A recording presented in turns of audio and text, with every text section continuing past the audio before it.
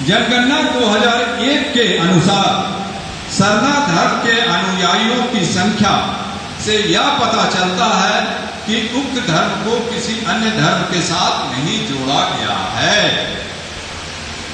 ये चिट्ठी जनगणना निदेशालय का कहता है कि अन्य धर्मों से सरना को नहीं जोड़ा गया है। ये सर्टिफिकेट है, प्रमाण है।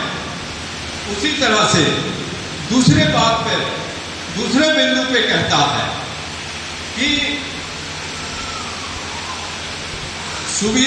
सुविधा के लिए संख्या के दृष्टि से 6 बड़े धर्मों को कोड जनसंख्या अनुसूची में दर्शाए गए हैं। पृथक कोड आमंत्रित किए गए धर्म को कोई लाभ अथवा विशेष सुविधा प्राप्त नहीं होती है। मैंने पढ़ा, उस पर एक चीज सबसे गंभीर है। ये ऑफिशियल चिट्ठी में कुछ चीज ऐसा होता है जो पढ़ने में सरसरे निगाह से समझ में नहीं आता। इसीलिए हम इस बात को कहना चाह रहे हैं। इसमें जो बोला गया है कि सुविधा के लिए संख्या के दृष्टि से 6 बड़े धर्मों को कोड आवंटित की गई है। अर्थात संख्या की दृष्टि से जो 6 बड़े धर्म हैं, हिंदू, मुस्लिम, जैन, हिंदू, मुस्लिम, ईसाई, सिख और बौद्ध और जैन, ये 6 धर्मों में 44.5 लाख की गणना आंकड़ा बताया है 2011 की जनगणना में। किनकी? जैनों की। और हम लोग कितने लिखते हैं? हम लोग लिखते हैं 49 लाख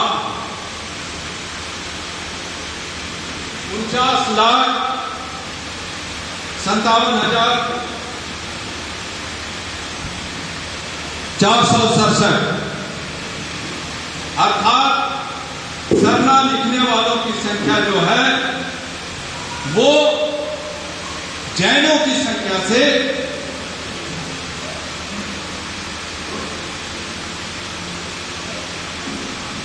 5 लाख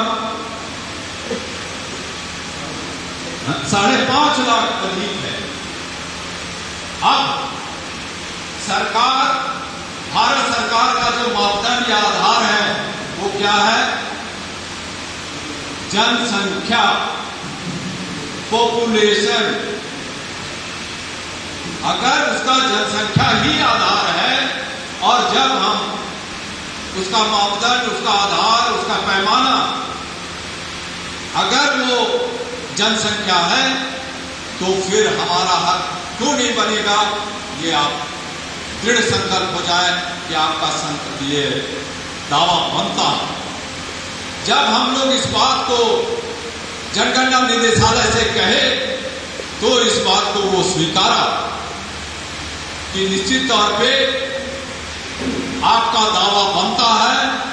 अगर हम लोग वैधानिक के साथ साथ अगर न्यायालय का भी शरण लेंगे तो हमारी विजय होगी और हम लोगों को सरना धर्म कोड का कोड मिलेगा। लेकिन दुर्भाग्य से समाज के वैसे बहुत लोग दलाल हैं। दलाल हम इसलिए कहेंगे कि जो समाज को गर्व में ले जाता है अपने स्वार्थ में, अपने व्यक्तिगत स्वार्थ में, अपने राजनीतिक स्वार्थ में, तो वैसे लोगों को आपको चिन्हित करना होगा। और वैसे लोग आज आदिवासी धर्म, ट्राइबल कोड इस तरह की बात कर रहे हैं। क्या हम आदिवासी हैं इसमें कहीं प्रश्न चिन्ह है? नहीं। लेकिन हमारा आस्था का केंद्र को अगर आप भ्रमित करके आप बोलिएगा कि आदिवासी धर्म और ये हो ही नहीं सकता। क्यों? कि आस्था हमारा अंदर का चीज है और आदिवासियत जो है वो हमारा जन्मजात है। तो उस स्थिति में हम